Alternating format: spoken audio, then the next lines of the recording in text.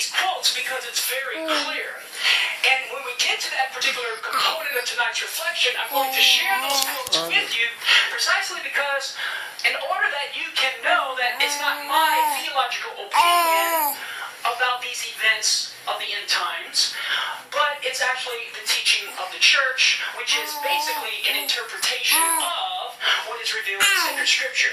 So we have this beautiful combination of sacred scripture and sacred tradition working together in tonight's presentation, okay? So let's dive right in with an exegesis of this past Sunday's gospel, which was the first Sunday of Advent for Cycle C, and that is Jesus' teaching on his coming according to St. Luke. Now the church in Cycle C gives us St. Luke's version of Jesus' teaching about the Son of Man coming on the clouds. And we find it in Luke chapter 21, verses 25 through 28. Then there's a little section that Holy Mother Church left out for the particular gospel reading, but I'll refer to it in this talk. And then verses 34 through 36. So we're going to pick up with verse 25, and you have it here on the PowerPoint so you can follow along. Quote, Jesus says, "There will be signs in the sun, the moon, the stars, and on earth nations will be in dismay, perplexed by the roaring of the sea and the waves.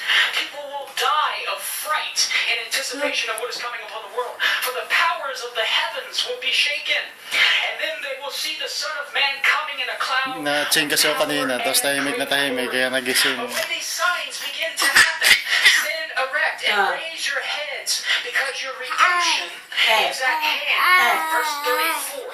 "Beware that your hearts do not become drowsy from carousing and drunkenness and the anxiety Ayan na, of nakita daily na yung life, speaker. and that day catch you by surprise like a trap. For that day will assault everyone who lives on the face of the earth. Be vigilant at all times and pray that you have the strength to escape the tribulations that are imminent and to stand before the Son of Man." Close quote. Okay, what is Jesus talking about here? Well, the first theme that we see is, bottom line, this is a prophecy of judgment.